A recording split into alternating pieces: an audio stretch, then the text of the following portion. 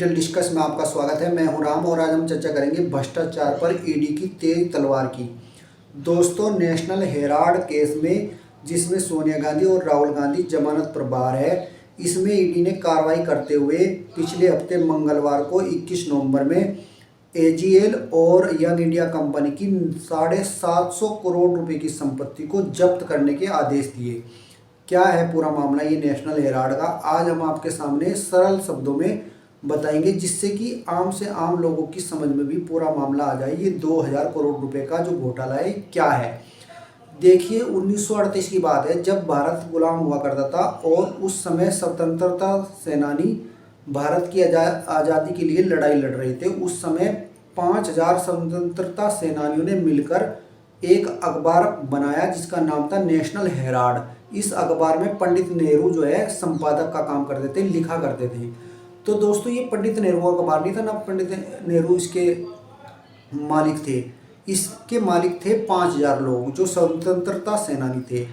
और इस अखबार को चलाने के लिए एक कंपनी बनाई गई। उस कंपनी का नाम था एजीएल। एजीएल इंग्लिश में था और हिंदी में इस कंपनी का नाम था associate journal limited. Associate journal limited इस अखबार को चलाया करती थी, नेशनल हेराल्ड को, और इसी के साथ साथ 2 अखबार और निकाला करती थी, नवजीवन हिंदी में और कौमी एकता उर्दू में। तो 3 अखबार या एजीएल एसोसिएट जर्नल लिमिटेड जो कंपनी थी, ये 3 अखबार को चलाया करती थी। जब भारत आज़ाद हुआ, पंडित नेहरू देश के प्रधानमंत्री बन गए, तो इस अखबार का और इस कंपनी का जो आधिपत्य था वो भी इन्हीं के पास था, पंडित नेहरू के पास ही। तो दोस्तों, इसने क्या करा, ये आज़ादी के बाद में बड़े बड़े शहरों में जैसे लखनऊ होगा, दिल्ली होगा, मुंबई होगा, कोलकाता होगा, भोपाल होगा, तो इन बड़े शहरों में ज़मीन सस्ते दामों पर अधिग्रहण करके इन नेशनल हेराल्ड कंपनी को दे दी गई। यहाँ इसे अखबार चलाने के लिए इन्होंने अपने दफ्तर बना लिए और यहाँ ये करोड़ों रुपए की संपत्ति इनके पास आ गई। तो ऐसे ही ये अखबार निकालते रहे, चलता रहा काम। 2008 में इस एजीएल कंपनी ने, जो इसके 5000 शेयर होल्डर हुआ करते थे, ये कुछ लोग तो स्वतंत्रता सेनानी थे, मर गए उस समय, कुछ इधर उधर चले गए, कुछ बंटवारे में पाकिस्तान में चले गए, तो ये सब का सब जो है वो इनके पास रह गई, ये एजीएल कंपनी नेहरू खानदान के पास। तो मगर उसमें फिर भी 2008 तक इसमें 1100 के आसपास, 1058 के आसपास शेयर होल्डर हुआ करते थे जो पुराने चले आ रहे थे। मगर अब इन्होंने क्या करा, इन शेयर होल्डरों को भी ख़त्म करने के लिए एक षड्यंत्र रचा सोनिया गांधी और राहुल गांधी ने। षड्यंत्र क्या रचा, 2008 में पहले तो ये बंद कर दी कंपनी और इसे 90 करोड़ रुपए का लोन दे दिया एजीएल को, इन्होंने, कांग्रेस पार्टी ने। अब 90 करोड़ रुपए का लोन इस पे चुका नहीं गया, इन्होंने कहा भाई मेरे पे 90 करोड़ रुपए का लोन चुका नहीं जा रहा, अब इसे चुकाने के लिए मैं क्या करूं, ये जो कंपनी है ये तुम ही रख लो। मतलब इसमें मालिक दोनों तरफ यही थे, कांग्रेस में भी मालिक यही, एजीएल में भी मालिक यही, और जो नई कंपनी बनाई यंग इंडिया उसमें भी यही। सोनिया गांधी और राहुल गांधी ने मिलकर नई कंपनी बनाई 2010 में, इसका नाम रखा गया यंग इंडिया। इसमें 4 लोग थे, सोनिया गांधी, राहुल गांधी और मोतीलाल वोरा और ऑस्कर फर्नांडिस। तो दोस्तों, इनकी जो हिस्सेदारी थी, राहुल गांधी और सोनिया गांधी की तो 76% हिस्सेदारी थी, और मोतीलाल और ऑस्कर फर्नांडिस की जो हिस्सेदारी थी इसमें 12% थी। अब ये दोनों लोग भी मर चुके, अब पूरी की पूरी हिस्सेदारी इन्हीं के पास रहेगी। तो इन्होंने क्या करा, 50 लाख रुपए दे के एजीएल से ये नेशनल हेराल्ड की सारी संपत्ति खरीद ली 2000 करोड़ रुपए की। जबकि ये young India company chit fund company बनाई इन्होंने। 5 लाख रुपए की इसकी कुछ कुल वैल्यू थी, 5 लाख रुपए से ज़्यादा इसका कारोबार नहीं था, तो इसने 2000 करोड़ रुपए की संपत्ति खरीद ली। और ये मैटर ऐसे ही चलता था क्योंकि यूपीए की सरकार थी, उस समय भ्रष्टाचार इतना ज़्यादा हो रहा था, कोई इस मामले को देखने वाला था नहीं।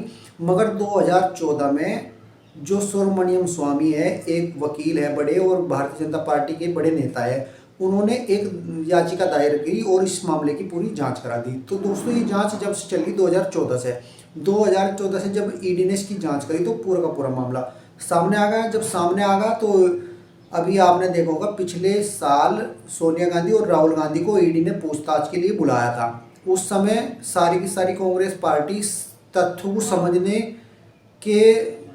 को समझने के अलावा रोना पीटना उन्होंने शुरू कर दिया, और वहाँ दिल्ली में आकर के जो छत्तीसगढ़ के भूपेश बघेल थे मुख्यमंत्री, वो भी, और मध्य प्रदेश के कमलनाथ भी, उन्होंने छाती पीटनी शुरू कर दी। ये जो है विपक्ष बदले की कार्रवाई कर रहा है, इन्हें फंसाया जा रहा है, ये है वो है। तो दोस्तों ये तो पूरा का पूरा मामला जो है, पूरा का पूरा खुली किताब है। ये 2000 करोड़ रुपए का संपत्ति को लूटने का मामला है और ये सबके सामने है। ये कोई ऐसा नहीं है कि ईडी इसकी जांच करी, कोई भी इसे देखेगा तो वो कोई भी बता देगा हाँ ये बहुत बड़ा घोटाला और घपला है।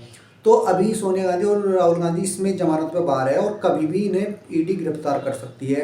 अभी 5 राज्यों में चुनाव चल रहे हैं और चुनाव के दौरान ही इन्होंने काम कर दिया और अभी तेजी के साथ काम चल रहा। अभी ये देखो जो घोटाले घपले मामले हो रहे हैं उन पर तेजी के साथ काम चल रहा। दिल्ली के अंदर जो आम आदमी पार्टी है उसमें जो घोटाला हुआ, शराब घोटाला, उसमें तीनों के तीनों आरोपी अंदर चले गए।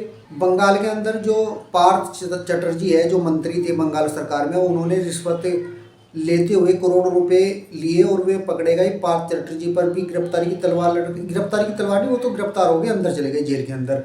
दोस्तों बिहार के अंदर लालू प्रसाद और राबड़ी देवी और उनके तेजस्वी यादव के ऊपर गिरफ्तारी की तलवार लटक रही। तो जो भी घोटाले घपले सामने आ रहे हैं ईडी उन पर कार्रवाई कर रही। पहले नहीं हुआ करती थी ये कार्रवाई, अब हो रही मोदी सरकार में। और आपको मैं बता दूं ये सोनिया गांधी राहुल गांधी जेल के अंदर जाएंगे, हर हाल में इसमें बच नहीं सकते, क्योंकि ये ओपन है पूरा का पूरा घोटाला। 2000 रुपये करोड़ की संपत्ति जो है इन्होंने ये हड़पनी चाहिए, मगर ये खुल गया मामला और अभी खुल गया तो इन पर जवाब देना भारी हो रहा। अब ये जेल के अंदर जाएंगे। आप क्या समझते हो ये क्या बदलेगी कार्रवाई है या मोदी सरकार सही कर रही, सही एक्शन ले रही? आप हमें कमेंट बॉक्स में लिख करके बता सकते हो। अगर आपको हमारी बात समझ में आ गई हो हमारे चैनल को सब्सक्राइब कर लीजिए, वीडियो को लाइक शेयर जरूर कर देना। अगली वीडियो में हम फिर मिलेंगे। नमस्कार।